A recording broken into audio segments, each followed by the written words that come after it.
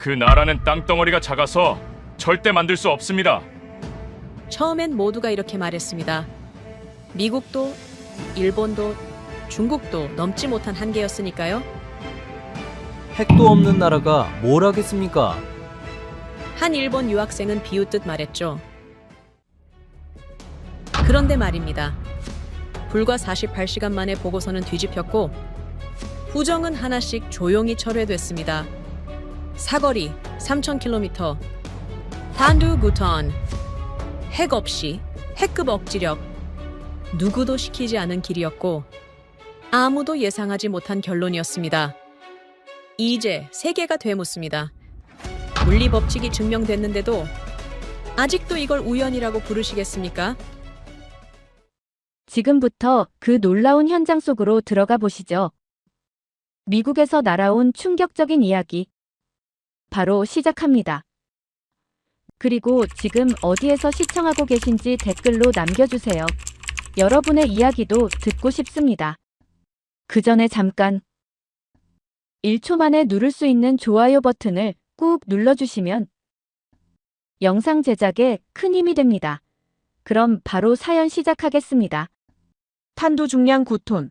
처음에 오타라고 생각했습니다. 상식적으로 말이 안 되니까요. 재래식 미사일 탄두가 보통 500kg인데 9톤이라니요. 그런데 말입니다. 교수님은 칠판에 숫자를 또박또박 적으며 말씀하셨어요. 오타가 아니라고 전 세계 군사 전문가들이 계산기를 두드리다 멈춘 이유라고 말이죠.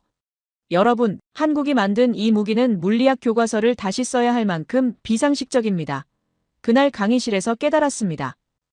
이 나라에 대해 아는 건 아무것도 없었다는 걸 말이죠. 안녕하세요. 제 이름은 비비안 모건이라고 합니다. 하버드 대학교에서 사회학을 전공하는 3학년 학생이에요. 이 강의를 듣게 된 건 사실 우연이었습니다. 학과 게시판에 공지가 하나 올라왔어요. 리처드 윌리엄스 교수의 한정 공개 강의라고요. 주제는 글로벌 사회 연계론이었는데 한국 사례를 중심으로 진행된다고 했습니다. 솔직히 말하면 한국에 대해선 별로 관심이 없었어요. 하지만 윌리엄스 교수는 하버드에서도 손꼽히는 사회학자였는데 그분의 강의는 항상 빈자리가 없었습니다. 학점을 생각해서라도 들어야겠다 싶었어요. 그렇게 들어간 강의실에서 모든 생각이 뒤집어졌습니다.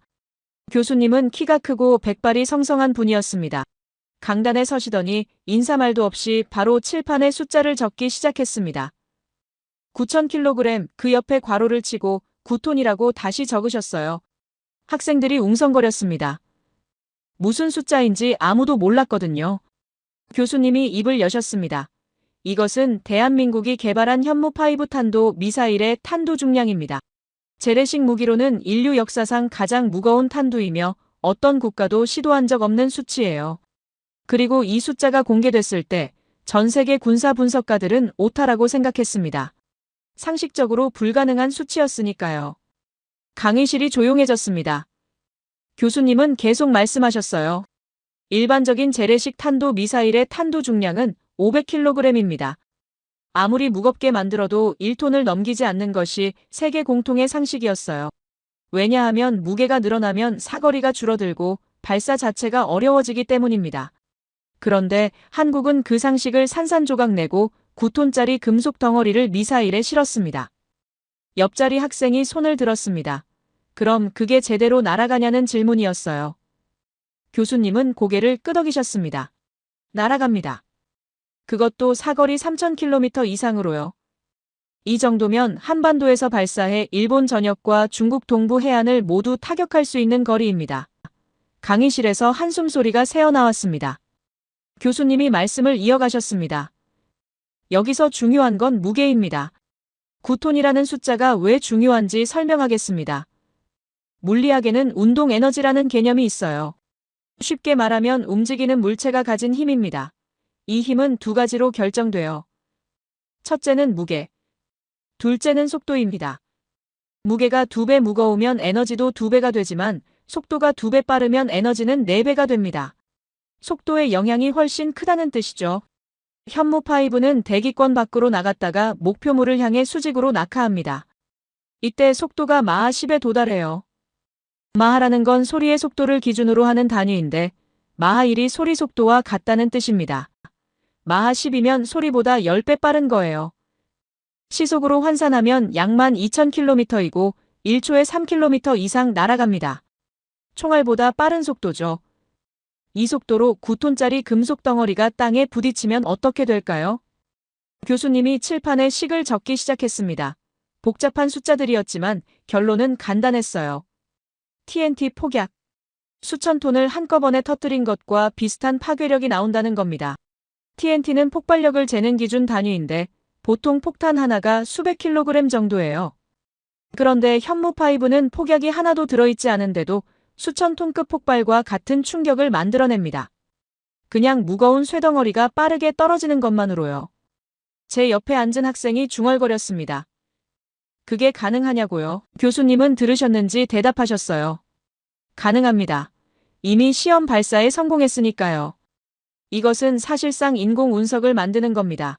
하늘에서 떨어지는 운석이 땅에 부딪힐 때 엄청난 구멍을 만드는 것처럼 현무5도 똑같은 원리로 작동해요.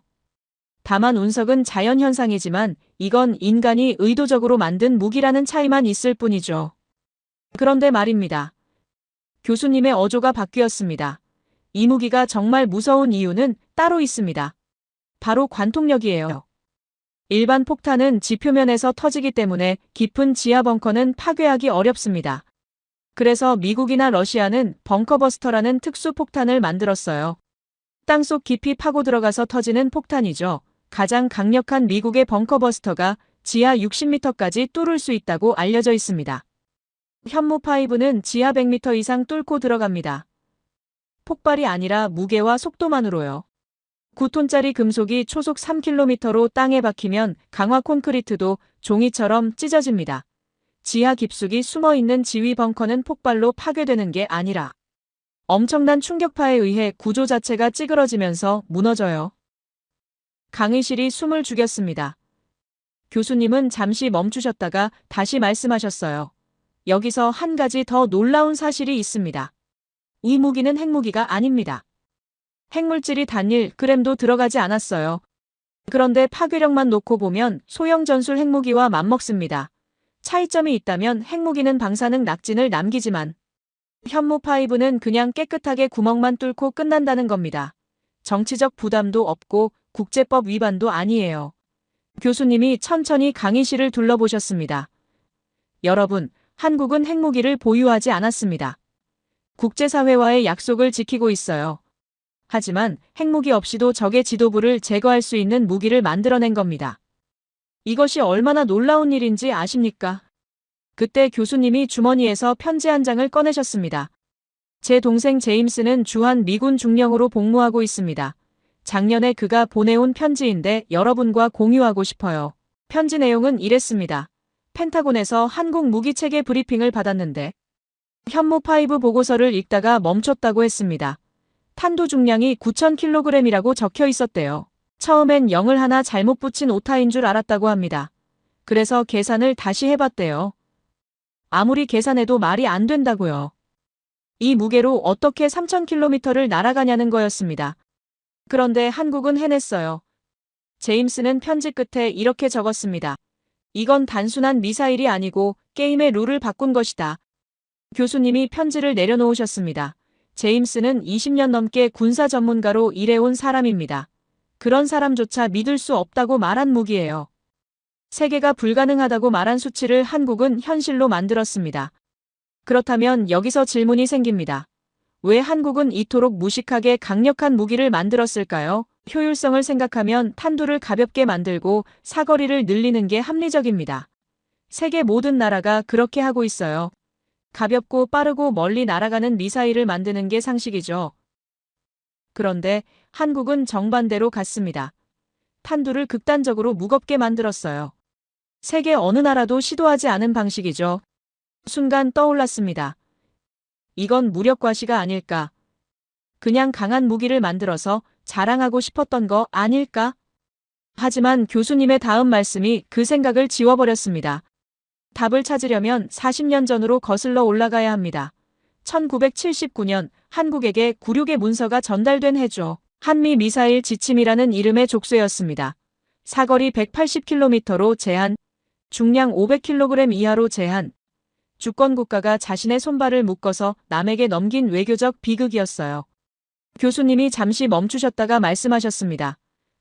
그런데 한국의 공학자들은 이 족쇄 안에서 칼을 갈기 시작했습니다. 40년 동안 조용히 하지만 변태적일 만큼 집요하게 말이죠. 그리고 2021년 그 족쇄가 풀리던 날 한국이 세상에 내놓은 것은 용수철처럼 튀어오른 괴물이었습니다. 강의실 전체가 숨죽였습니다. 교수님은 칠판을 가리키며 말씀하셨어요. 현무5 탄두 9톤. 이 숫자는 단순한 무게가 아닙니다. 이것은 40년간 압축되어 온 한국의 집념이 물리적 실체로 구현된 겁니다. 그리고 그 집념의 뿌리를 이해하려면 더 깊이 들어가야 합니다. 훨씬 더 먼 과거로 말이죠. 교수님이 다음 슬라이드로 넘어가셨습니다. 화면에 흑백 사진 하나가 떠올랐습니다. 낡은 옷을 입은 사람들이 긴 줄을 서 있는 모습이었어요. 1910년 한국은 국가를 잃었습니다. 교수님의 목소리가 강의실에 울렸습니다. 교수님이 화면을 바꾸셨습니다. 문서 하나가 떠올랐어요. 누렇게 바랜 종이였는데 한글과 영어가 섞여 있었습니다. 1979년 12월 대한민국 국방부 장관의 서명이 보였어요. 교수님이 천천히 말씀하셨습니다. 이것은 한미 미사일 지침입니다. 한국 현대사에서 가장 치욕적인 문서 중 하나죠. 내용은 간단하지만 잔인했습니다. 한국의 탄도 미사일 사거리는 180km로 제한한다. 탄두 중량은 500kg 이하로 제한한다. 교수님이 지도를 펼치셨어요. 서울에서 180km면 어디까지 닿을까요? 평양을 간신히 타격할 수 있는 거리입니다. 북한 전역을 방어하는 건 고사하고 사실상 휴전선 인근의 방어용 무기만 허락받은 셈이에요. 강의실에서 누군가 손을 들었습니다. 왜 미국이 그런 제한을 걸었냐는 질문이었어요. 교수님은 잠시 생각하시더니 대답하셨습니다. 당시 미국은 한국이 미사일 기술을 바탕으로 핵무장까지 나아갈 것을 극도로 경계했어요. 동북아시아의 군사적 균형이 깨지는 걸 원치 않았던 겁니다. 그래서 브레이크를 걸었죠. 강력하게요. 주권 국가가 자신의 손발을 묶어 남에게 넘겨준 외교적 비극이었습니다. 하지만 여기서부터 한국 공학자들의 괴랄한 집요함이 발휘되기 시작해요. 외교관들에게 이 지침은 굴욕이었지만 국방과학연구소의 엔지니어들에게 이것은 해결해야 할 공학적 도전이었고 동시에 상수였습니다. 교수님이 칠판에 그림을 그리기 시작했습니다. 미사일의 성능은 통상적으로 사거리와 탄두 중량의 반비례 관계로 결정됩니다. 쉽게 말하면 이렇습니다. 연료를 많이 실어 사거리를 늘리면 탄두를 줄여야 하고 반대로 탄두를 무겁게 하면 사거리가 줄어들어요. 시소처럼 한쪽이 올라가면 다른 쪽이 내려가는 거죠. 엔지니어들은 이 공식의 허점을 파고들었습니다. 교수님이 말씀하셨어요. 미국이 사거리를 180km로 묶었다면 사거리는 고정값입니다. 그렇다면 우리는 나머지 변수인 중량에 모든 것을 건다. 이런 생각이었죠. 이때부터 한국의 미사일 개발사는 전 세계 어디에서도 볼 수 없는 기형적인 진화를 거치게 됩니다. 기형적 진화라는 말이 생소했습니다. 교수님이 설명하셨어요. 보통 진화는 환경에 맞춰서 적응하는 겁니다. 키가 크거나 날개가 생기거나 발이 빨라지는 식으로요. 그런데 한국 미사일은 정반대로 갔어요. 다른 나라들이 대륙간 탄도 미사일을 만들기 위해 사거리를 늘리고 탄두를 경량화하는 동안 한국은 사거리를 희생하고 탄두를 무지막지하게 키우는 근육질 괴물을 만들기 시작한 겁니다. 세계 미사일 개발사에서 유일무이한 방향이었죠. 왜 그랬을까요? 교수님이 물으셨습니다. 답은 간단합니다. 만약 사거리 제한이 풀린다면 무겁게 만들어둔 탄두 중량을 줄이는 순간 그 미사일은 한반도를 넘어 주변국 어디든 타격할 수 있는 중거리 미사일로 순식간에 변신할 수 있기 때문입니다. 미국이 채워놓은 족쇄 안에서 한국은 조용히 하지만 변태적일 만큼 집요하게 칼을 갈았습니다. 변태적이라는 표현이 강렬했습니다. 교수님은 계속 말씀하셨어요. 시간은 흘러 2001년, 2012년, 2017년 한국 정부의 끈질긴 협상 끝에 미사일 지침은 조금씩 완화됐습니다. 사거리는 300km, 800km로 늘어났고 마침내 탄도 중량 제한은 완전히 해제됐어요. 그리고 2021년 5월 한미 미사일 지침이 역사 속으로 완전히 사라지던 그날 40년간 압축되어 왔던 한국의 미사일 기술은 용수철처럼 튀어올랐습니다. 족쇄가 풀리자마자 한국이 세상에 내놓은 것은 기다렸다는 듯이 등장한 괴물이었습니다. 현무5였죠. 교수님이 다시 제임스의 편지를 꺼내셨어요. 제 동생은 펜타곤 보고서를 읽고 이렇게 썼습니다. 한국은 40년간 조용히 괴물을 키웠다고요. 그리고 그 괴물은 이제 기존의 무기체계 분류법으로는 설명조차 불가능한 영역에 도달했다고 말이죠. 그렇다면 이 괴물은 도대체 어떤 기술로 만들어졌을까요? 교수님이 새로운 그림을 그리기 시작했습니다. 여기서 등장하는 것이 바로 콜드런치 기술입니다. 낯선 단어였어요. 교수님이 설명하셨습니다. 일반적인 지대지. 미사일은 발사대 위에서 엔진을 점화해 날아가는 한런치 방식을 사용합니다. 핫이라는 건 뜨겁다는 뜻이에요. 엔진을 켜면 뜨거운 불길이 나오니까요. 하지만 현무5는 이 방식을 사용할 수 없습니다. 교수님이 계속 말씀하셨어요. 30톤이 넘는 미사일 본체와 9톤짜리 탄두를 중력의 반대 방향으로 들어 올리기 위해 필요한 추력이 너무나 막대하기 때문입니다. 만약 발사대 위에서 엔진을 켜버리면 뿜어져 나오는 수천 도의 고열과 후폭풍이 이동식 발사 차량의 타이어를 녹이고 차체를 찢어버리게 돼요. 일발 미사일을 쏘기 위해 수십억 원짜리 발사 차량을 같이 태워먹는 건 공학적으로 말이 안 되는 설계죠.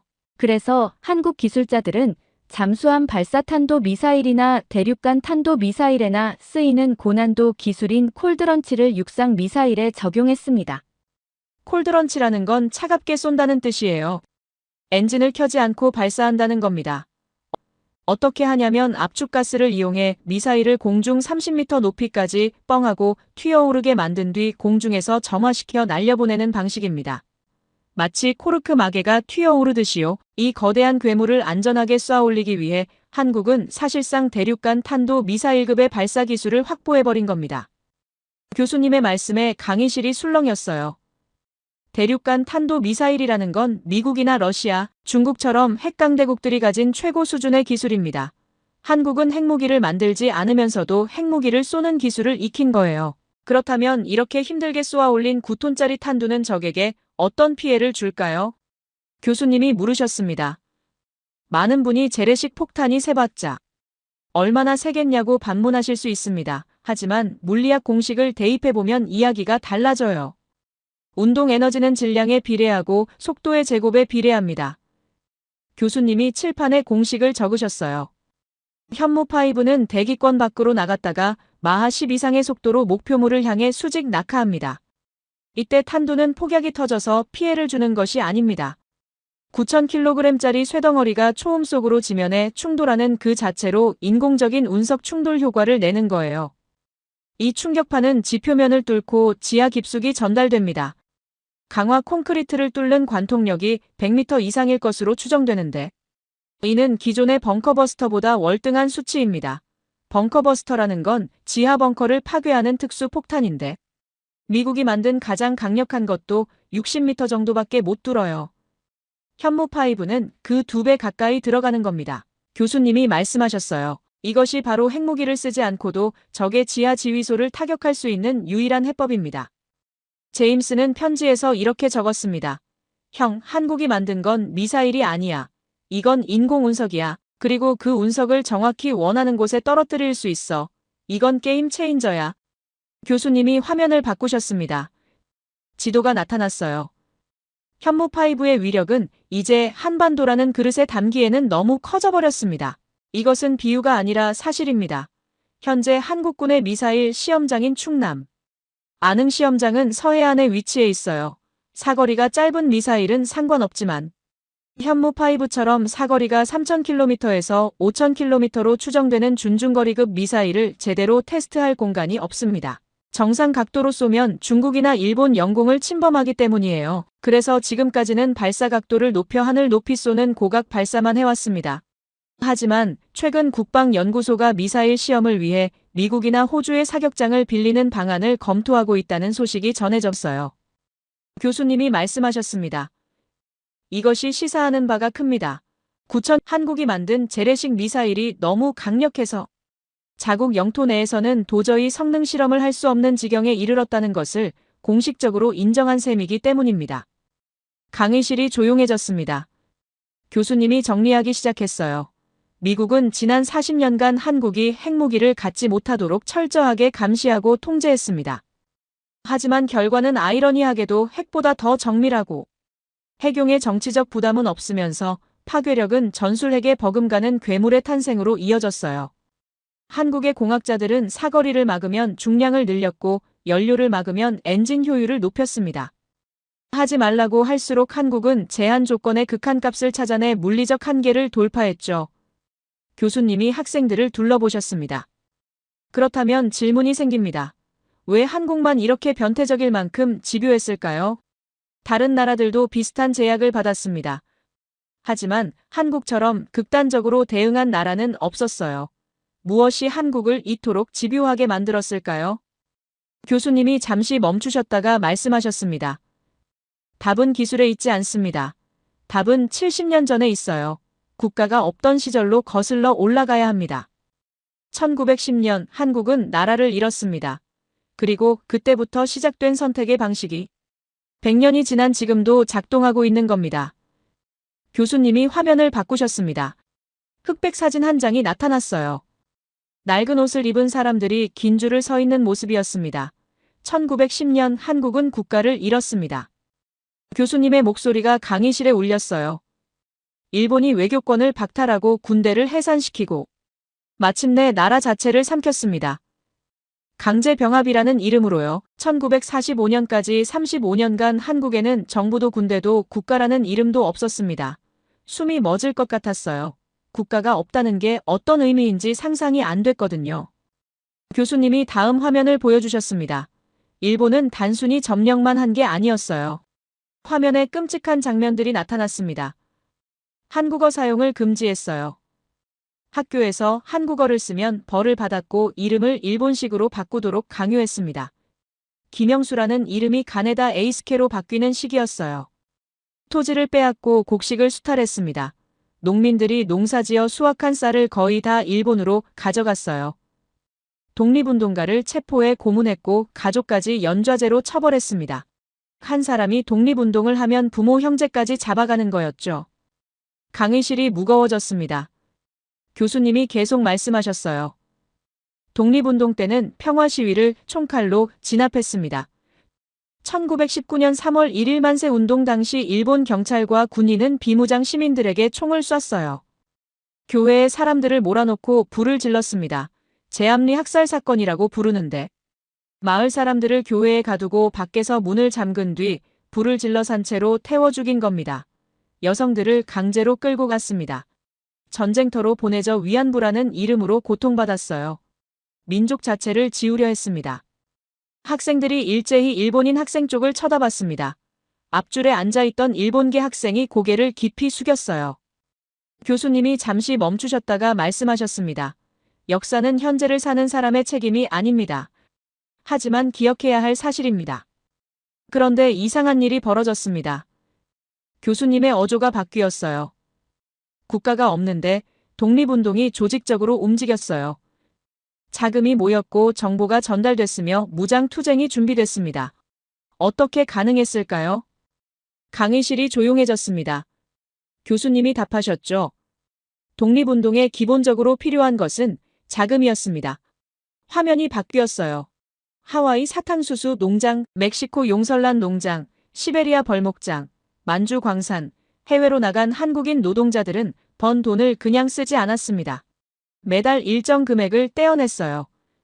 생활비를 최소로 줄이고 자기 몫을 축소했습니다. 어디로 보냈을까요? 교수님이 천천히 답하셨어요.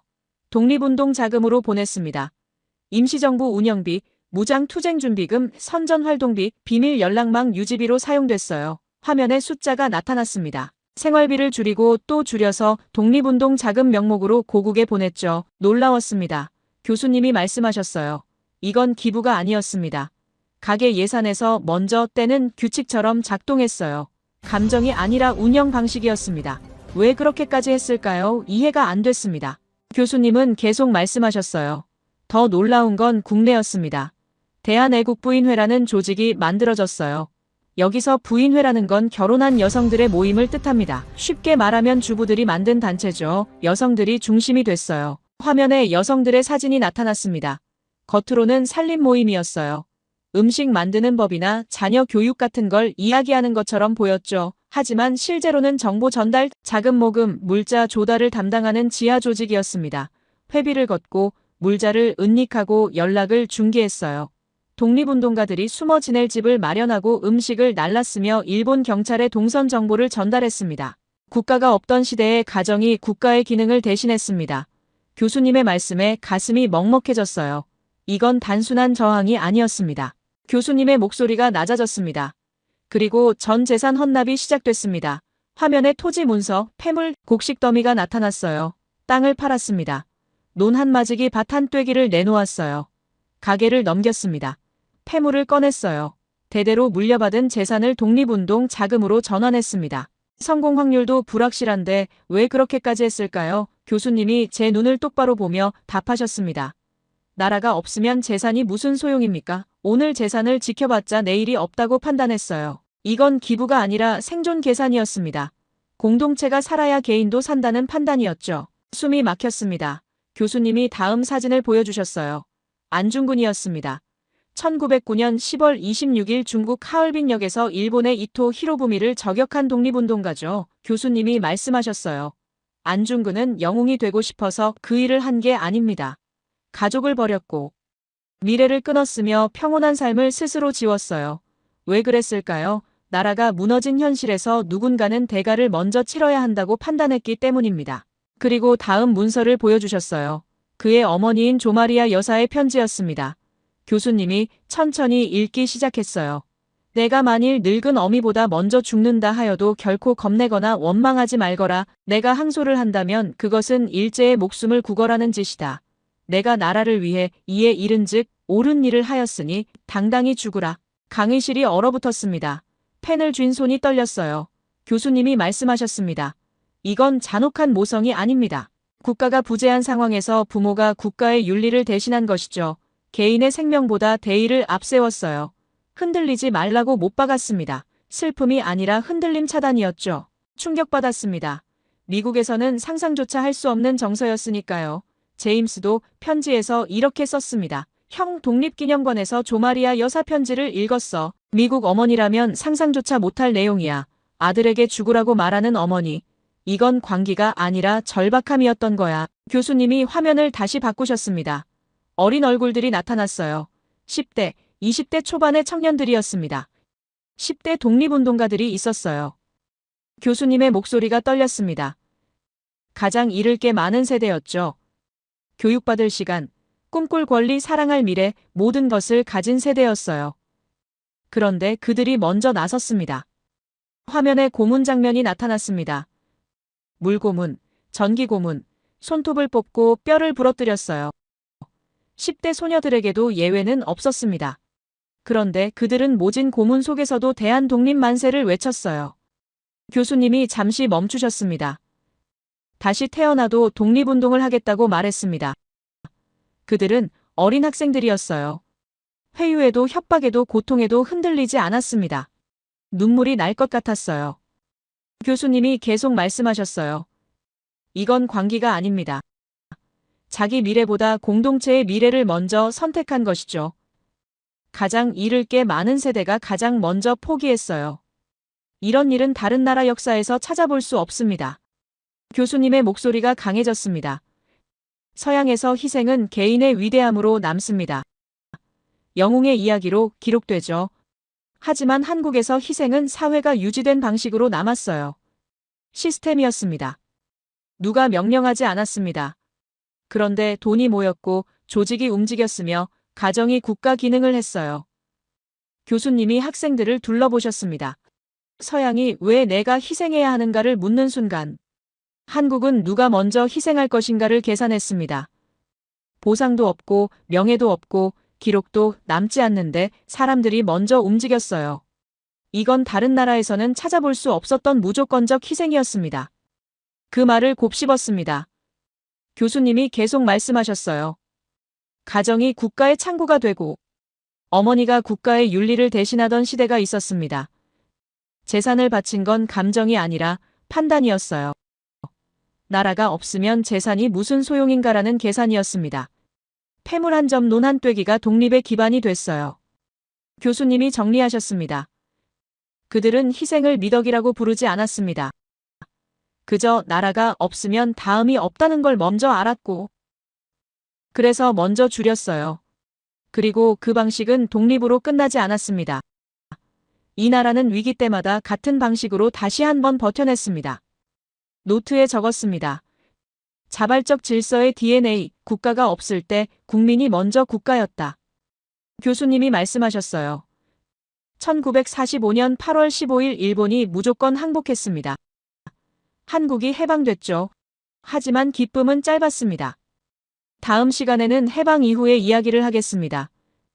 폐허에서 어떻게 강철을 만들었는지 말이죠. 새로운 사진을 보여주셨는데 1945년 8월 15일 거리로 쏟아져 나온 사람들의 모습이었어요. 일본이 무조건 항복했습니다. 교수님이 말씀하셨어요. 미국의 원자폭탄 투하와 소련의 참전으로 일본 제국이 무너졌죠. 그래서 한국이 해방됐습니다. 안도했습니다. 드디어 독립이구나. 그런데 교수님의 표정이 무거워졌어요. 하지만 기쁨은 짧았습니다. 화면이 바뀌었어요. 분단된 한반도 지도가 나타났습니다. 해방 직후 한반도는 북위 38도선을 기준으로 나뉘었습니다.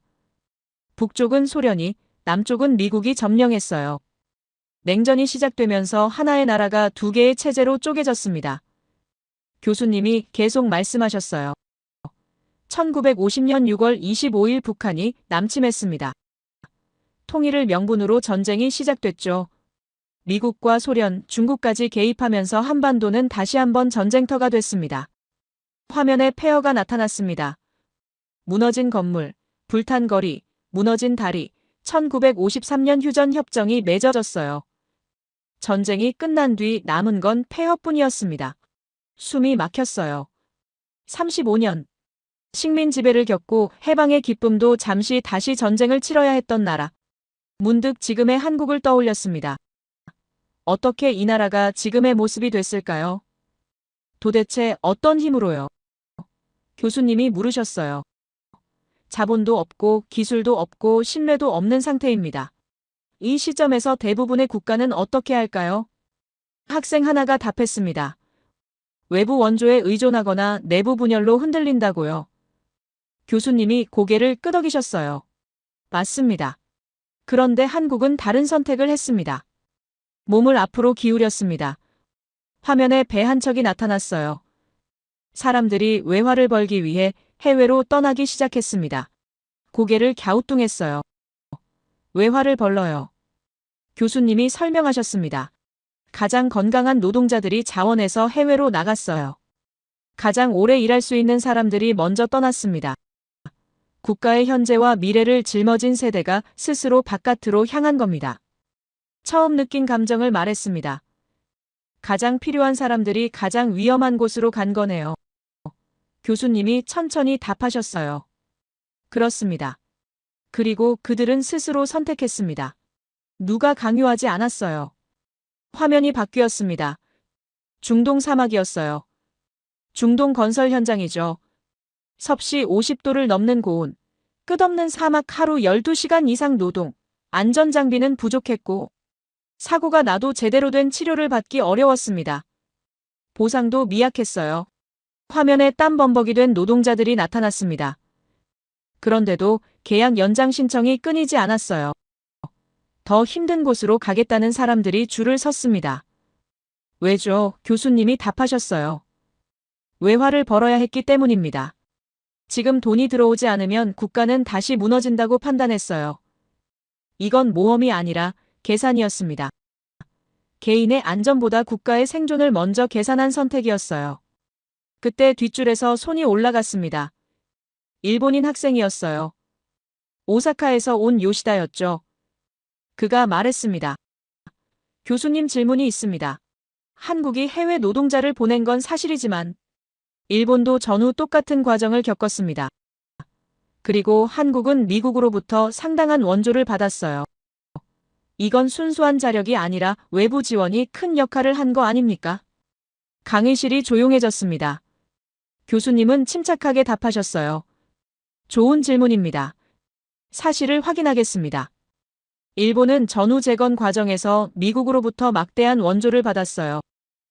마셜 플랜의 아시아 버전이라고 할 수 있죠. 한국도 원조를 받았습니다. 하지만 규모와 방식이 달랐어요. 교수님이 데이터를 보여주셨습니다. 일본은 1945년부터 1952년까지 약 22억 달러의 원조를 받았습니다.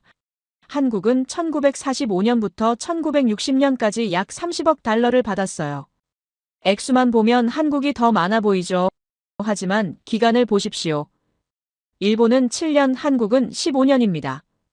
연평균으로 계산하면 일본이 훨씬 많았어요. 더 중요한 건 원조의 성격입니다. 교수님이 계속 말씀하셨어요. 일본은 무상 원조와 기술 이전이 중심이었습니다. 한국은 대부분 차관이었어요. 쉽게 말하면 빌려준 돈이죠. 갚아야 하는 돈이었습니다. 그리고 한국은 그 돈을 갚았어요. 이자까지 포함해서요. 요시다가 다시 손을 들었습니다. 하지만 그래도 원조는 원조 아닙니까? 교수님이 고개를 끄덕이셨어요. 맞습니다. 원조가 도움이 된 건 사실입니다. 하지만 제가 말하고 싶은 건 원조의 유무가 아닙니다. 그 돈을 어떻게 썼느냐입니다. 그리고 누가 그 돈을 벌었느냐죠. 교수님이 말씀을 이어가셨습니다. 그리고 이들이 번 돈은 자기 주머니에 들어가지 않았습니다. 화면에 송금 영수증들이 나타났어요. 거의 전액을 한국으로 보냈습니다. 생활비를 최소로 줄이고 남은 돈을 통째로 송금했어요. 자기 몫은 나중으로 미뤘습니다. 교수님이 계속 말씀하셨어요. 이런 선택은 다른 나라에서는 찾기 어렵습니다. 전쟁으로 모든 게 무너진 나라에서 가장 필요한 사람들이 가장 먼저 떠나고 번 돈을 자기가 쓰지 않는 일 말입니다. 화면이 다시 바뀌었습니다. 독일 광산과 병원이었어요. 독일로 간 광부와 간호사들입니다. 교수님이 말씀을 이었어요. 언어도 모르고 문화도 모르는 타지였습니다. 광부들은 깊은 땅속에서 일했고 간호사들은 낯선 병동에서 차별을 견뎌야 했어요. 고립과 외로움, 육체적 고통이 일상이었습니다. 그들은 월급을 모두 한국으로 송금했습니다. 자기 몫은 다음 달로 미뤘어요. 이건 가난의 문제가 아니었습니다. 순서의 문제였어요. 나라가 먼저 나는 나중이라는 순서였습니다. 펜을 쥔 손이 떨렸어요. 절대 다시는 일어설 수 없을 것 같았던 나라가 어떻게 일어섰을까요? 도대체 무슨 힘으로요? 교수님이 계속 말씀하셨어요. 그들이 보낸 돈은 단순한 송금이 아니었습니다.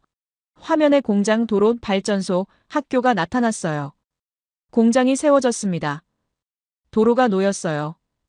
발전소가 돌아갔습니다. 학교가 문을 열었어요. 그들은 돈만 보낸 게 아니었습니다.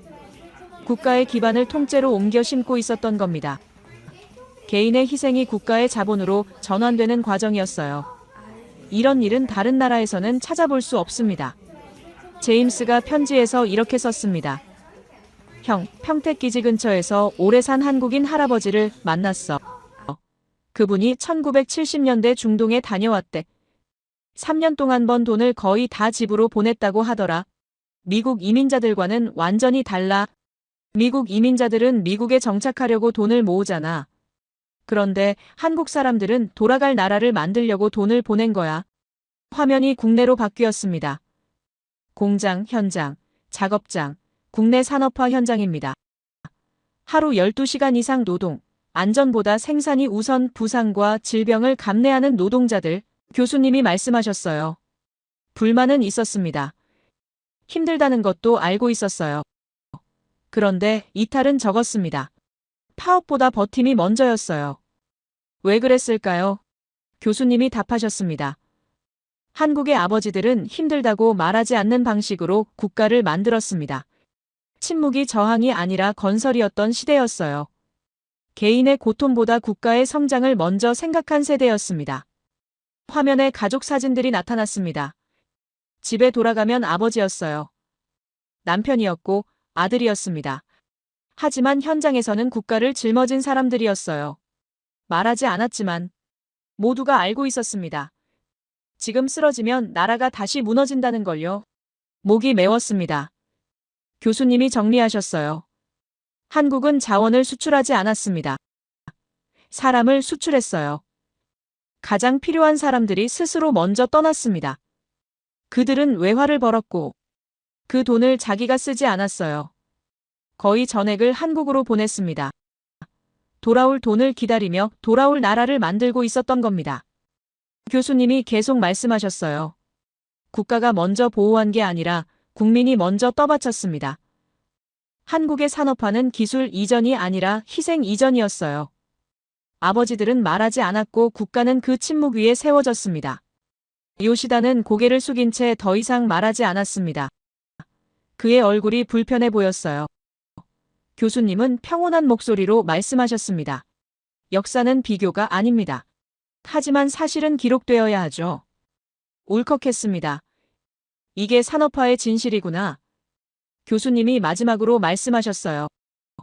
다음 시간에는 이 선택이 어떻게 반복됐는지 이야기하겠습니다. 위기가 올 때마다 같은 DNA가 작동했던 순간들. 말이죠. 그리고 다음 화면을 보여주셨습니다. 1997년이었어요. 은행 앞에 긴 줄이 늘어서 있었고 문을 닫은 기업 건물들이 보였습니다. 외환위기입니다. 교수님이 말씀하셨어요. 기업이 무너졌습니다. 사람들이 일자리를 잃었어요. 사회 전반이 불안에 휩싸였습니다. 이때도 똑같은 일이 벌어졌습니다. 화면에 긴 줄이 나타났어요. 금을 들고 줄 선 사람들이었습니다. 금 모으기 운동이죠. 개인의 결혼 반지, 폐물, 가족 기념품까지 자발적으로 내놓았어요. 자발적으로요. 놀라웠습니다. 교수님이 말씀하셨어요. 네, 누가 시키지 않았습니다. 그런데 줄이 만들어졌어요. 말없이 금을 내놓는 사람들이 이어졌습니다. 할머니들이 평생 간직한 반지를 내놓았고 부부가 함께 결혼 반지를 꺼냈어요. 교수님이 설명하셨습니다. 이건 애국심 캠페인이 아니었습니다. 기억의 작동이었어요. 1910년 국가를 잃었던 기억, 1950년 전쟁으로 모든 것을 잃었던 기억이 다시 움직인 겁니다. 나라가 무너지면 개인도 없다는 걸 몸으로 기억하는 세대였어요. 손을 들었습니다. 왜 사람들은 이미 한 번 희생했는데 또 희생하죠? 교수님이 눈을 똑바로 보며 답하셨어요. 같은 이유입니다. 누군가는 먼저 감당해야 다음 세대가 선택할 수 있으니까요. 한 번의 희생으로 끝나지 않습니다. 위기 때마다 같은 선택을 반복했을 뿐이죠. 교수님이 잠시 멈추셨다가 말씀하셨습니다. 그런데 여기서 본질을 생각해야 합니다. 국가 문제 이전에 인간은 혼자 살 수 없어요. 사람이 집을 짓고 살려면 먼저 땅이 있어야 하고 그 땅이 안정되려면 공동체가 지켜져야 합니다. 공동체가 무너지면 땅도 집도 의미가 없어요. 이건 어느 나라든 마찬가지죠. 하지만 한국이 대단한 이유는 따로 있습니다. 교수님이 칠판에 적기 시작했어요. 나라가 망하면 안 된다. 기술이 무너지면 안 된다. 꾸준히 성장해야 한다. 오늘날 한국뿐만 아니라 전 세계 대부분의 사람이 이런 생각을 갖고 있습니다. 하지만 이 생각의 뿌리가 어디서 시작됐는지 아십니까? 강의실이 조용해졌습니다. 교수님이 답하셨어요. 바로 한국입니다. 1910년 국가를 잃고 35년간 나라 없이 살았던 경험. 1950년 전쟁으로 모든 것이 무너졌던 기억. 이것이 세대를 거쳐 내려오면서 위기에 대한 본능적 반응이 됐어요. 물론 누구든 공동체를 지키려는 마음은 있습니다. 하지만 한국은 시대적 고난 속에서도 의연하게 대처했고 오히려 위기를 기회로 만들었어요. 이게 가능했던 건 조상들의 정신이 세대를 거쳐 살아있기 때문입니다. 가슴이 뜨거워졌습니다. 교수님이 말씀을 이어갔어요. 한국은 위기가 오면 더욱 강해지는 민족입니다. 힘이 배가 되는 민족이죠. 압력이 가해질수록 단단해지는 강철처럼 말입니다. 그리고 이런 나라가 자기 나라만을 위한 게 아니라 다른 나라를 위해서도 우리라는 마음가짐으로 진심을 다해 해냈습니다. 화면이 바뀌었습니다. 2007년 12월 태안 앞바다였어요. 검은 기름이 바다를 뒤덮고 있었습니다. 교수님이 말씀하셨어요.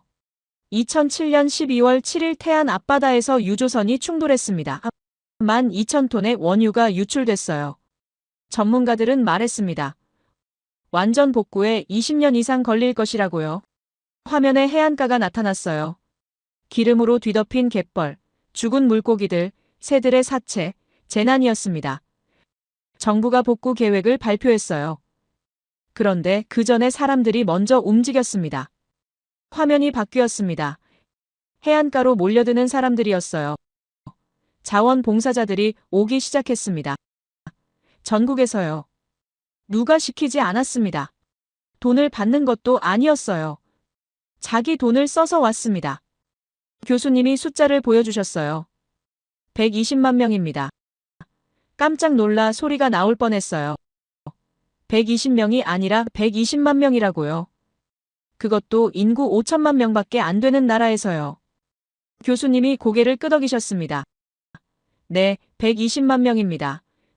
믿기 어렵겠지만 사실이에요. 다른 학생이 손을 들었어요. 정부가 동원한 거 아닙니까? 교수님이 답하셨습니다. 아닙니다. 자발적이었어요. 학생주부 직장인 군인 경찰까지 휴가를 내고 주말을 반납하고 자기 돈을 써서 왔습니다. 화면에 사람들이 기름을 퍼내는 장면이 나타났어요. 맨손으로, 국자로, 양동이로, 추운 겨울이었습니다. 12월 바닷바람이 매서웠어요. 기름 냄새가 진동했고, 손은 갈라지고 옷은 망가졌습니다. 그런데 아무도 떠나지 않았어요. 교수님이 계속 말씀하셨습니다. 흥미로운 건 외국인 봉사자들의 반응이었습니다. 용산 미군 기지에서 온 미군 가족들도 있었고, 일본에서 온 환경단체도 있었어요. 그들은 보통 주말 하루 정도 봉사하고 돌아갔습니다. 이것도 훌륭한 일이죠. 하지만 한국 사람들은 달랐어요. 일주일씩 휴가를 내고 와서 먹고 자면서 계속 작업했습니다. 어떤 사람들은 한 달 동안 매주 주말마다 왔어요. 교수님이 덧붙이셨습니다. 외국 봉사자들이 가장 놀란 건 조직이었습니다. 누가 지휘하는 것도 아닌데 자연스럽게 역할이 나뉘었어요.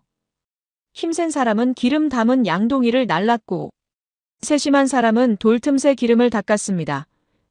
요리 잘하는 사람은 밥을 했고 의료 지식 있는 사람은 다친 사람을 돌봤어요. 말없이 돌아가는 시스템이었습니다. 그리고 1년 뒤입니다. 화면이 바뀌었어요. 깨끗해진 해안가였습니다. 전문가들이 20년 이상 걸린다던 복구가 1년 만에 끝났어요. 전문가들의 예상을 완전히 뒤엎은 거죠. 강의실이 술렁였습니다. 한 학생이 물었어요. 어떻게 그게 가능하죠? 교수님이 답하셨습니다. 120만 명이 움직였기 때문입니다. 이 정도 규모면 거의 모든 가정에서 한 명씩은 태안에 갔다는 의미예요. 한 나라 전체가 움직인 겁니다. 교수님이 정리하셨습니다. 1997년 금 모으기, 2007년 태안 봉사. 이 두 사건의 공통점이 뭘까요? 강의실이 조용해졌어요. 교수님이 답하셨습니다. 반복입니다. 한국은 한 번의 희생으로 여기까지 오지 않았어요. 위기 때마다 같은 선택을 반복했을 뿐입니다. 교수님이 칠판에 선을 그리기 시작했습니다. 1910년 독립운동 자금, 1950년대 해외 송금, 1997년 금 모으기, 2007년 태안 봉사 패턴이 보이십니까? 위기가 올 때마다 사람들은 먼저 자기 몫을 줄이고 먼저 움직였습니다. 이건 우연이 아닙니다. 교수님이 말씀하셨어요. 이건 학습된 본능입니다. 위기 때마다 반복되는 선택이 문화가 됐고, 문화가 본능이 됐어요. DNA가 된 겁니다. 아버지의 침묵을 보며 배웠고, 어머니의 뒷모습을 보며 익혔으며 형과 누나의 선택을 보며 자연스럽게 받아들였습니다. 누가 설명하지 않아도 알게 되는 방식이에요. 노트에 적었습니다. 학습된 본능, 문화, DNA, 손이 떨렸어요. 이제 이해가 되기 시작했습니다. 현무 5의 9톤 탄두가 어떻게 만들어질 수 있었는지, 40년간 족쇄 속에서도 어떻게 칼을 갈 수 있었는지, 그 뿌리가 여기 있었구나. 교수님이 말씀하셨습니다. 일본은 규칙 안에서 질서를 지켰습니다. 중국은 내일이 아니면 외면했어요. 미국은 자유를 먼저 외쳤죠. 하지만 한국은 달랐습니다. 위기 앞에서 몸이 먼저 움직이는 민족이에요. 계산하기 전에 행동하는 사회죠. 이건 도덕이 아닙니다. 100년간 반복된 선택이 만든 생존 본능입니다. 교수님이 화면을 끄셨습니다. 그리고 이 본능은 다시 한번 전 국민적 위기 앞에서 모습을 드러냅니다. 2020년 코로나 팬데믹이죠. 2020년 2월이었어요. 뉴스 화면들이 나타났습니다. 코로나 바이러스 확산 전 세계 봉쇄, 팬데믹 선언, 교수님이 말씀하셨어요. 100년 만에 찾아온 전 지구적 재난이었습니다. 국경이 닫히고 도시가 멈췄어요. 의료 시스템이 무너지기 시작했습니다. 화면이 둘로 나뉘었습니다. 왼쪽은 미국, 오른쪽은 한국이었어요. 교수님이 천천히 말씀하셨습니다. 같은 위기 앞에서 두 나라가 보여준 반응은 완전히 달랐습니다. 왼쪽 화면에 미국 마트가 나타났습니다. 텅 빈 선반, 사람들이 물건을 쟁탈하는 모습, 휴지를 놓고 싸우는 장면까지 보였어요. 교수님이 말씀하셨습니다. 사재기가 시작됐어요. 식료품, 의약품, 생필품이 하루 만에 동났습니다. 가격이 10배로 뛰었지만 막을 방법이 없었어요. 그 다음 화면이 나타났습니다. 마스크 착용을 거부하는 시위였어요. 내 몸은 내가 결정한다는 피켓이 보였습니다. 교수님이 설명하셨어요. 마스크 착용을 개인의 자유에 대한 침해라고 주장하는 사람들이 생겼습니다. 공공장소에서도 마스크를 쓰지 않았고 이를 막으려는 정부 조치에 격렬히 반발했어요. 강의실이 무거워졌습니다. 미국 학생들이 불편한 표정을 지었어요. 교수님은 침착하게 말씀하셨습니다. 이건 미국만의 문제가 아닙니다. 서양 전반의 철학적 기반에 관한 이야기예요. 서양 사회는 개인의 자유를 최우선 가치로 삼습니다. 교수님이 계속 말씀하셨어요. 내 몸에 대한 결정권은 나에게 있다는 원칙이죠. 이건 틀린 게 아닙니다. 존중받아야 할 가치예요. 하지만 팬데믹 상황에서 이 원칙이 충돌하기 시작했습니다. 내 자유가 타인의 생존을 위협할 수 있는 상황이었으니까요. 교수님이 오른쪽 화면을 가리키셨습니다. 한국입니다. 첫 번째 장면은 마트였어요. 사람들이 줄을 서서 차분하게 물건을 샀습니다. 선반은 비어있지 않았어요. 사재기가 없었습니다. 믿기지 않았습니다. 교수님이 설명하셨어요. 물론 처음엔 마스크 대란이 있었습니다. 하지만 정부가 배급제를 시행하자 사람들은 순서를 기다렸어요. 본인 차례가 아니면 그냥 돌아갔습니다. 암시장 가격이 10배로 뛰었지만 대부분은 정가에 살 때까지 기다렸어요. 다음 장면이 나타났습니다. 거리에 사람이 없었어요. 하지만 폭동도 없고 약탈도 없었습니다. 교수님이 말씀하셨습니다. 자영업자들이 가장 큰 피해를 입었어요. 식당, 카페, 학원, 헬스장이 문을 닫았습니다. 소득이 완전히 끊긴 거죠. 미국이었다면 거리로 쏟아져 나와 시위했을 겁니다. 하지만 한국에서는 조용했어요. 왜요? 학생 하나가 물었습니다. 교수님이 답하셨어요. 순서 때문입니다. 지금 내가 항의하면 의료진이 흔들리고 방역 체계가 무너진다고 판단했어요. 그럼 결국 모두가 더 오래 고통받는다는 계산이었죠. 그래서 말없이 버텼습니다. 화면에 병원이 나타났습니다. 방호복을 입은 의료진이 보였어요. 교수님이 말씀하셨습니다. 의료진은 하루 16시간 이상 일했어요. 감염 위험 속에서 환자를 돌봤습니다.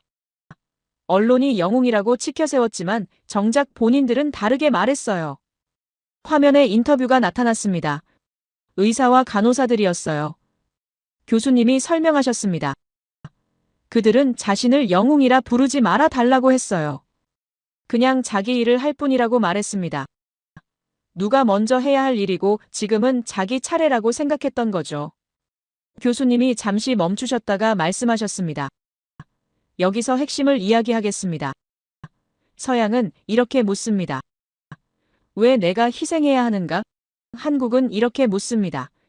지금은 누가 먼저 감당해야 하는가? 질문이 방향이 다른 겁니다. 이게 무슨 의미냐면요. 교수님이 설명하기 시작했어요. 서양은 자유와 생존 사이에서 선택을 강요받는다고 느낍니다. 둘 중 하나를 포기해야 한다는 거죠. 그래서 갈등이 생겨요. 하지만 한국은 다르게 접근합니다. 자유를 포기하는 게 아니라 자유의 순서를 조정하는 거예요. 순서를 조정한다. 고개를 갸우뚱했습니다. 교수님이 쉽게 풀어주셨어요. 예를 들어볼까요? 집에 불이 났습니다. 가족이 모두 안에 있어요. 아버지가 먼저 뛰어들어 아이들을 구합니다. 그 다음 어머니가 노인을 부축해 나옵니다. 이때 아버지가 내 자유를 포기했나요? 아닙니다. 지금은 내가 먼저 움직일 차례라고 판단한 거죠. 나중에 안전해지면 아버지도 자유롭게 살 수 있어요. 다만 순서를 조정한 겁니다. 아, 이해가 됐습니다. 교수님이 고개를 끄덕이셨어요. 바로 그겁니다. 한국 사람들은 팬데믹 상황에서 자유를 영원히 포기한 게 아니에요. 지금은 방역이 먼저고 나중에 자유를 누리면 된다고 생각한 겁니다. 순서의 문제로 본 거죠. 선택이 아니라 순서였습니다. 교수님이 계속 말씀하셨어요. 이게 글로벌 사회 연계론의 핵심입니다. 개인과 공동체의 관계를 선택이 아닌 순서로 푸는 방식이에요. 나를 버리는 게 아니라 나를 나중으로 미루는 겁니다. 그리고 이 방식은 100년 전부터 작동해 왔어요. 교수님이 칠판에 적기 시작했습니다. 1910년 독립운동. 지금은 나라가 먼저, 나는 나중. 1950년대 산업화. 지금은 공장이 먼저, 나는 나중. 1997년 외환위기. 지금은 국가가 먼저, 나는 나중. 2007년 태안. 지금은 바다가 먼저, 나는 나중. 2020년 팬데믹. 지금은 방역이 먼저, 나는 나중. 패턴이 보이십니까? 교수님이 물으셨어요. 100년간 같은 구조입니다. 위기가 올 때마다 한국 사람들은 자기 몫을 나중으로 미뤘어요. 포기가 아니라 순서 조정이었습니다. 이게 DNA가 된 거죠. 깊은 숨을 들이켰습니다. 노트에 적었어요. 살아있는 시스템, 100년 전 선택이 지금도 작동하고 있다는 게 믿기지 않았습니다. 교수님이 말씀하셨어요. 이건 과거의 이야기가 아닙니다. 현재 진행형이에요. 지금 이 순간에도 한국 어딘가에서 누군가는 자기 몫을 나중으로 밀고 있습니다. 화면에 통계가 나타났습니다. 2020년 한국의 코로나 사망률은 경제협력개발기구 국가 중 최저 수준이었어요. 백신 접종률은 최상위였고 경제 회복 속도도 가장 빨랐습니다. 교수님이 설명하셨어요. 이건 의료기술만으로 설명되지 않아요. 사회 시스템의 문제입니다. 교수님이 정리하셨습니다. 한국은 자유와 생존을 선택이 아닌 순서로 풀었습니다. 개인의 권리를 존중하되 위기 앞에서는 순서를 조정했어요. 이게 100년간 작동해온 방식입니다. 독립운동도 산업화도 외환위기도 태안도 팬데믹도 모두 같은 원리로 해결됐어요. 교수님이 학생들을 둘러보셨습니다. 그리고 이 원리는 기술에도 적용됩니다. 다음 시간에는 이 DNA가 어떻게 희생을 사회 유지 방식으로 만들었는지 이야기하겠습니다. 감정이 아니라 시스템으로 말이죠. 강의실을 나설 수 없었습니다. 100년간 같은 구조가 반복됐다는 사실이 머릿속을 가득 채웠어요. 이제 현무5의 9톤 탄두가 어디서 왔는지 완전히 보이기 시작했습니다. 이번에는 오래된 그림들이었는데 임진왜란 당시 의병들의 모습이었습니다. 1592년부터 1598년까지 7년간 이어진 전쟁이죠. 교수님이 말씀하셨어요. 정규군이 무너졌습니다.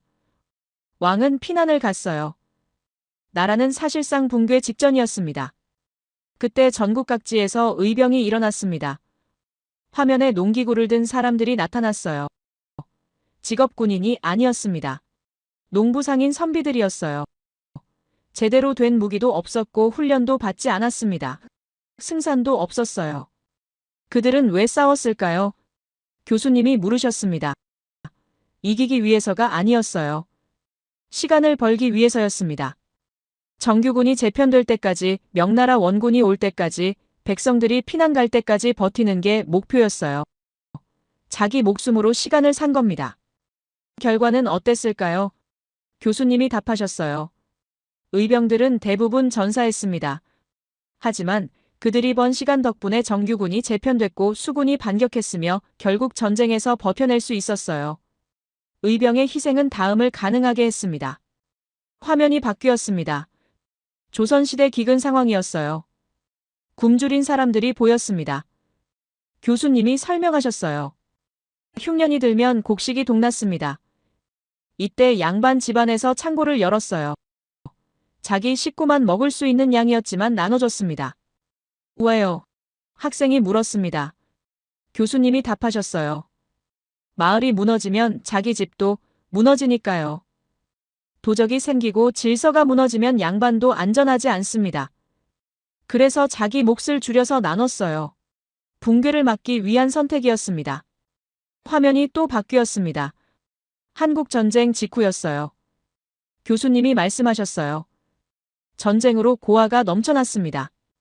부모를 잃은 아이들이 거리를 떠돌았어요. 이때 민간인들이 아이들을 데려갔습니다. 자기 집 식구도 굶고 있는데 남의 아이를 입양했어요. 왜 그랬을까요? 교수님이 설명하셨습니다. 아이들이 굶어 죽으면 다음 세대가 사라지니까요. 지금 힘들어도 아이들이 살아야 나라가 다시 일어선다고 판단했어요. 재건의 기반을 남기기 위한 선택이었습니다. 교수님이 정리하셨습니다. 의병은 시간을 벌었고 양반은 붕괴를 막았으며 민간인은 재건 기반을 남겼습니다. 공통점이 뭘까요?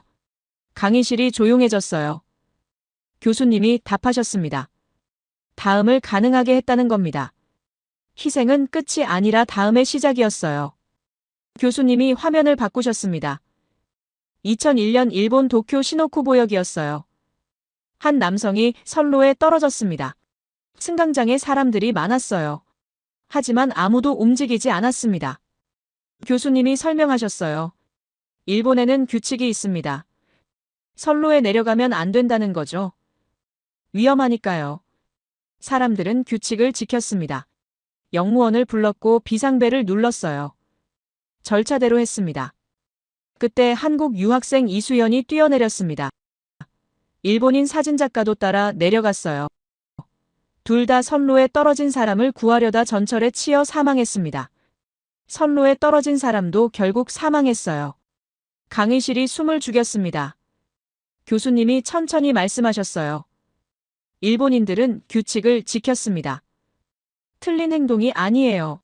합리적 판단이었죠. 하지만 그 순간 한국인은 달랐습니다. 규칙보다 사람을 먼저 봤어요. 손해를 감수하고 먼저 움직였습니다. 화면이 바뀌었습니다. 중국의 어느 거리였어요. 차에 치인 아이가 쓰러져 있었습니다. 사람들이 지나갔지만 아무도 돕지 않았어요. 교수님이 설명하셨습니다. 중국에는 문제가 있어요. 남을 도왔다가 오히려 가해자로 몰리는 경우가 많습니다. 그래서 외면하는 게 안전한 선택이 됐어요. 교수님이 정리하셨습니다. 일본은 규칙에 묶여 멈췄고 중국은 책임 회피로 외면했습니다. 하지만 한국은 손해를 감수하고 먼저 움직였어요. 같은 동아시아인데 완전히 다른 민족입니다. 왜 한국만 그랬을까요? 교수님이 물으셨어요. 답은 가족 안에 있습니다. 화면에 가족 사진들이 나타났어요. 1960년대, 1970년대 한국 가정의 모습이었습니다. 교수님이 말씀하셨어요. 한국의 아버지들은 힘들다고 말하지 않았습니다. 공장에서 다쳐도 참았고 월급이 적어도 불평하지 않았어요. 왜 그랬을까요? 가정이 흔들리면 안 되니까요. 아버지의 침묵은 가정을 안정시키는 장치였습니다. 쉽게 말하면 아버지가 흔들리지 않아야 집안 전체가 무너지지 않는다는 거죠. 화면에 어머니들이 나타났습니다. 교수님이 계속 말씀하셨어요. 한국의 어머니들은 돈을 나눴습니다. 누구한테 얼마를 줄지 매일 계산했어요. 아버지 용돈, 자식 학비, 집안 생활비, 친척 경조사비, 저축까지 모두 어머니가 관리했습니다. 어머니는 사실상 재무장관이었고 위기 관리자였어요. 집안 경제가 무너지지 않게 돈을 배분하고 미래를 준비한 거죠. 그 다음 화면이 나타났습니다. 형과 누나가 공장에서 일하는 모습이었어요. 교수님이 설명하셨습니다. 마지들은 중학교나 고등학교를 졸업하고 공장에 갔습니다. 번 돈으로 동생을 대학에 보냈어요. 자기는 배우지 못했지만 동생은 배우게 했습니다. 이게 무슨 의미냐면요. 교수님이 쉽게 풀어주셨어요. 가난한 집안에서 대학 나온 사람이 생기면 그 집안 전체가 올라갑니다. 가난에서 벗어나는 거죠. 이걸 계층 이동이라고 하는데, 쉽게 말하면 가난한 계층에서 중산층으로 올라가는 겁니다. 형과 누나의 희생이 가족 전체를 끌어올리는 엔진이 된 거예요. 엔진이라는 건 자동차를 움직이게 하는 힘이잖아요. 마찬가지로 형 누나의 희생이 가족을 가난에서 벗어나게 하는 힘이 됐다는 겁니다. 교수님이 계속 말씀하셨어요. 이건 세대 간 계약이었습니다. 부모는 지금을 포기하고 자식은 다음에 책임지는 거죠. 아버지는 힘들어도 참았고, 어머니는 돈을 나눴으며 형과 누나는 동생을 공부시켰습니다. 그리고 동생이 성공하면 나중에 부모와 형 누나를 돌봤어요. 약속이었습니다.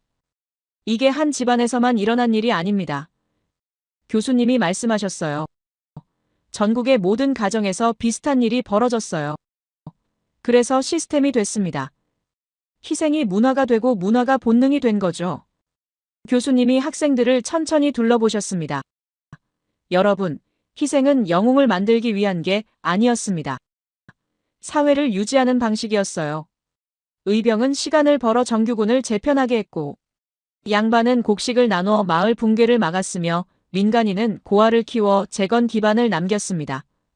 아버지는 침묵으로 가정을 안정시켰고 어머니는 배분으로 경제를 관리했으며 형과 누나는 양보로 동생을 끌어올렸어요. 한국의 희생은 붕괴를 막고 다음을 남기는 전략이었습니다. 교수님의 목소리가 떨렸어요. 이분들은 영웅이 되려고 한 게 아닙니다. 그냥 어른이었을 뿐이에요. 지금 내가 버티면 다음 세대가 선택할 수 있다는 걸 알았던 사람들이었습니다. 눈물이 났습니다. 주체할 수 없었어요. 옆에 앉은 학생들도 눈을 닫고 있었습니다. 교수님도 잠시 말을 멈추셨어요. 강의실 전체가 숙연해졌습니다. 교수님이 다시 입을 여셨습니다. 그리고 이 방식은 지금도 작동하고 있습니다.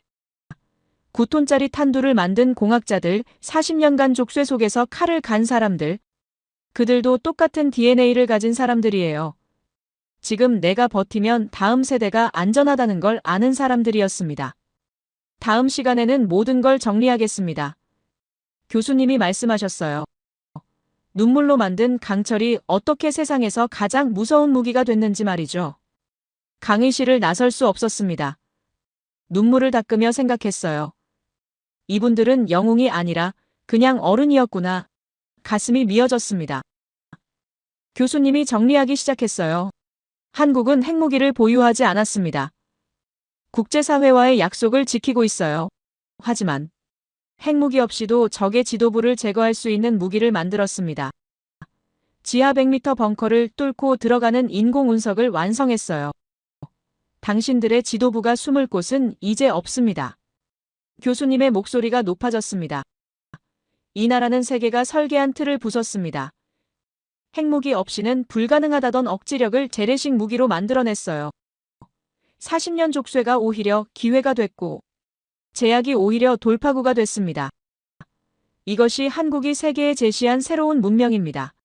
눈물로 만든 강철, 강철로 지킨 나라, 교수님이 마지막으로 말씀하셨어요. 이것이 대한민국입니다. 강의가 끝났습니다. 하지만 일어날 수가 없었어요. 옆 학생들도 마찬가지였습니다. 교수님이 강단을 내려오셨어요. 학생들이 하나둘 일어나 박수를 치기 시작했습니다. 며칠이 지났습니다. 도서관에 앉아 노트를 펼쳤어요. 지난 강의 내용이 빼곡히 적혀 있었습니다. 9톤 탄두 100년의 손 먼저 감당한 사람들, 순서의 철학 깨달았습니다. 한국은 기술로 여기까지 온 게 아니었어요. 사람으로 여기까지 왔습니다. 1910년 나라를 잃었던 기억이 2021년 9톤 탄두를 만들었고, 1950년 폐허의 침묵이 세계 최강의 미사일이 됐어요. 희생이 기술이 되고 DNA가 시스템이 된 나라. 이제 바랍니다. 한국을 향해서는 이 정신을 잊지 말아달라고 바라요. 위기 앞에서 먼저 감당하던 그 순서를 기억해 달라고 말하고 싶습니다. 세계를 향해서는 한국의 방식을 주목해달라고 말하고 싶어요. 개인과 공동체를 선택이 아닌 순서로 푸는 방식. 자유를 포기하는 게 아니라 순서를 조정하는 철학. 이것이 100년간 작동해온 시스템이라는 걸 이해해 주길 바랍니다. 희생이 감정이 아니라 생존 전략이었다는 걸 배웠으면 합니다. 제 이야기를 끝까지 들어주셔서 감사합니다. 모두 안녕히 계세요. 오늘의 사연 어떻게 들으셨나요? 누군가의 특별한 영웅담이라기보다는 오히려 아주 오래된 선택들이 차곡차곡 쌓여 여기까지 온 이야기처럼 느껴지지 않으셨나요? 처음엔 다들 고개를 저었고 말이 안 된다고 했고 우연이거나 과장일 거라고 넘겨짚었지만 이야기를 따라가다 보니 이상하게도 한 가지 공통된 흐름이 보였을 겁니다. 언제나 누군가는 먼저 감당했고 먼저 줄였고 먼저 버텼다는 점 말이죠. 이건 어느 날 갑자기 생겨난 용기나 한 번의 결단으로 설명될 수 있는 이야기는 아닌 것 같습니다. 눈에 띄지 않는 선택들, 말없이 이어진 순서들, 그리고 지금은 내가 나중으로 가도 된다는 판단들이 반복되면서 하나의 방식이 만들어진 건 아닐까요? 그래서 이 이야기가 무섭게 느껴지기도 하고 동시에 묘하게 현실적으로 다가오기도 합니다. 대단해서라기보다 너무 익숙해서 말이죠. 우리 주변에서도 비슷한 장면을 본 적이 있었던 것 같고 어쩌면 우리 자신도 그런 선택을 해온 건 아닐까 하는 생각도 들고요. 앞으로도 이런 방식이 계속 이어질지는 아무도 모릅니다. 세상은 변하고 조건도 달라지고 선택의 기준 역시 달라질 수 있으니까요. 다만 한 가지는 분명해 보입니다. 지금의 결과는 우연 하나로 설명하기엔 너무 많은 시간이, 너무 많은 사람들이 지나왔다는 점입니다. 이 이야기를 듣고 나서 어떤 생각이 드셨는지, 자랑스러움이었는지, 부담이었는지, 아니면 그냥 조용한 여운이었는지 여러분의 생각을 아래 댓글에 남겨주세요. 그리고 감동적인 사연을 주변 사람들과 공유하고 함께 이야기 나눠보세요. 마지막으로 1초밖에 걸리지 않는 구독과 좋아요, 알림 설정은 영상 제작에 큰 힘이 됩니다. 지금까지 감동을 담아 여러분께 진심을 전하는 감동담기였습니다. 오늘 하루도 행복한 하루 보내세요.